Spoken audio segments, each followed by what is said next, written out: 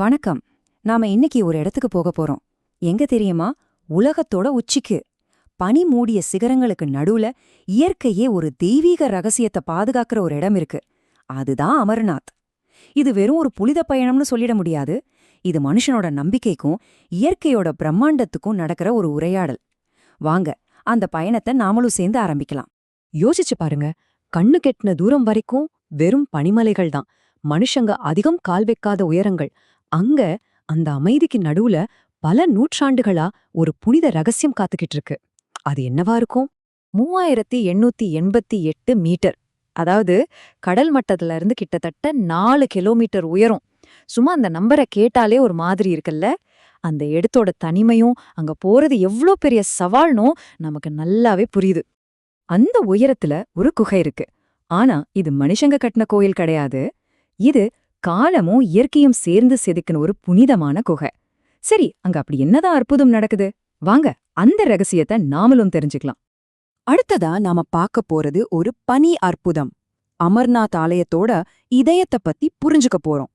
பாருங்க, அமர்நாத்தோட மையம்னு சொல்றது ஒரு கட்டடத்தை இல்ல, அது ஒரு உயிருள்ள அற்புதம்னே சொல்லலாம். இயற்கையால உருவான ஒரு குகைக்குள்ள ஒவ்வொரு வருஷமும் நம்பவே முடியாத ஒரு விஷயம் நடக்குது. இதோ பாருங்க, இதுதான் அந்த ஆலயத்தோட இதயம், பனிலிங்கம். இது அந்த குகைக்குள்ள இயற்கையாவே உருவாகிற ஒரு பனிப்படிகம். ஆனா அதோட ஸ்பெஷாலிட்டி அது மட்டும் இல்ல.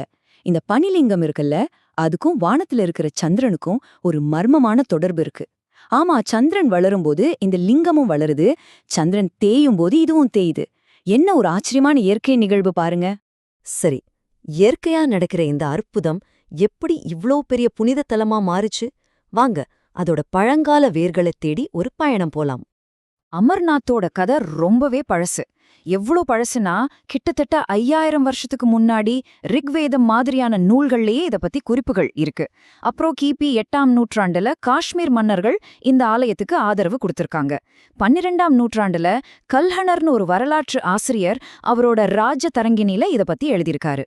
ஆனா இடையில கொஞ்சம் காலம் இந்த குகை மறக்கப்பட்டு போயிருந்தது. அப்புறம் 15ஆம் நூற்றாண்டுல தான் புட்டா மாலிக்ங்கிற ஒரு ஆடு மேய்க்கிறவர் இத மறுபடியும் கண்டுபிடிச்சதா வரலாறு சொல்லுது. அதோட பழமே இன்னும் ஆழமானது. மகாபாரதத்துல குருக்ஷேத்ரி போர் முடிஞ்சதுக்கு அப்புறம் பாண்டவர்களே இங்க வந்து சிவனை வழிபட்டதா ஒரு நம்பிக்கை இருக்கு. யோசிச்சு பாருங்க, இதே இந்த இடத்தோட ஆன்மீக முக்கியத்துவத்தை புராண காலத்தோடே இணைக்குது. சரி, இப்போ நாம அந்த புனித குகைக்கு போற கடினமான யாத்திரை பத்தி பார்க்கலாம். இது வெறும் பயணம் மட்டும் இல்ல, இதுவே அந்த ஆன்மீக அனுபவத்தோட ஒரு முக்கியமான பகுதி. இறைவனை அடைய 2 பாதைகள் இருக்கு. ஒன்னு பஹல்காம் பாதை. இதுதான் பாரம்பரியமான வழி. 46 கிலோமீட்டர் தூரம். வழியெல்லாம் இயற்கை அழக ரசிச்சுக்கிட்டே மெதுவா மலை ஏறி போற ஒரு தியான மாதிரி இருக்கும். இதுக்கு 3லிருந்து 5 நாள் ஆகும். இன்னொரு வழி பால்டால் பாதை. இது கொஞ்சம் மாடர்ன் ரூட். வெறும் 14 கிலோமீட்டர் தான். ஆனா ரொம்ப செங்குத்தான சவாலான பயணம். இதை 1-2 நாள்லயே முடிச்சிடலாம். ஆனா எந்த வழியில போனாலும் இது நம்மளோட உடல் மன உறுதிய ரொம்பவே சோதிக்கிற ஒரு பயணம். மகாகுணாஸ் கணவாய்னு ஒரு இடத்தை கடக்கணும். அதோட உயரம் 4276 மீட்டர். ராத்திரியில டெம்பரேச்சர் 0 டிகிரிக்கும் கீழே போயிடும். எப்ப மழை வரும், பனி பெய்யும், நிலச்சரிவு ஏற்படும்னே சொல்ல முடியாது. அதனால அந்த உயரத்துக்கு நம்ம உடம்ப பழக்கப்படுத்திக்கிறது ரொம்ப ரொம்ப முக்கியம். அது ஒரு உயிர்காக்கும் விஷயம்னே சொல்லலாம். சரி, இவ்ளோ கஷ்டப்பட்டு ஏன் மக்கள் இந்த பயணத்தை மேற்கொள்றாங்க? அதுக்கு பின்னாடி இருக்கிற அந்த தெய்வீக புராண கதையை இப்போ பார்க்கலாம். அந்த ரகசியத்தோட பேரு தான் அமர்கதா, அதாவது அழிவின்மையின் ரகசியம். புராணம் என்ன சொல்லுதுன்னா, இந்த தனிமையான குகையில வச்சுதான் சிவபெருமான் பார்வதி தேவிக்கு சிருஷ்டியோட ரகசியத்தையும் சாகா வரத்தோட கதையும் சொன்னாராம். அதனாலதான் இந்த இடத்துக்கே அமர்நாத்னு பேர் வந்துச்சு. அந்த ரகசியத்தை ரொம்ப புனிதமா பாதுகாக்கிறதுக்காக சிவபெருமான் அந்த குகைக்கு போற வழியில ஒவ்வொரு இடத்துலயா தன்னோட அம்சங்களை விட்டுட்டு போனாராம். முதல்ல பெஹல்காம்ல தன்னோட வாகனமான நந்தியை விட்டுட்டு போனாரு. அப்புறம் சந்தன்வாரியில தன்னோட முடியில இருந்த சந்திரனை விடுவிச்சாரு. ஷேஷ்நாக் ஏரியால தன்னோட நாகங்களை விட்டுட்டு போனாரு. கடைசியா பஞ்சதரணியில பஞ்ச பூதங்களையும் துறந்துட்டு முழுமையான தனிமையில குகைக்குள்ள நுழைஞ்சாராம்.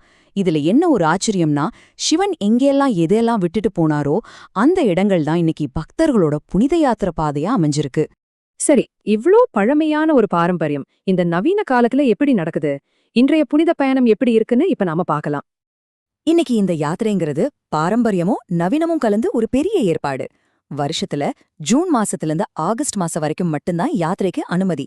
ஸ்ரீ அமர்நாத் ஆலய வாரியம் மூலமா கண்டிப்பா பதிவு செஞ்சிருக்கணும்.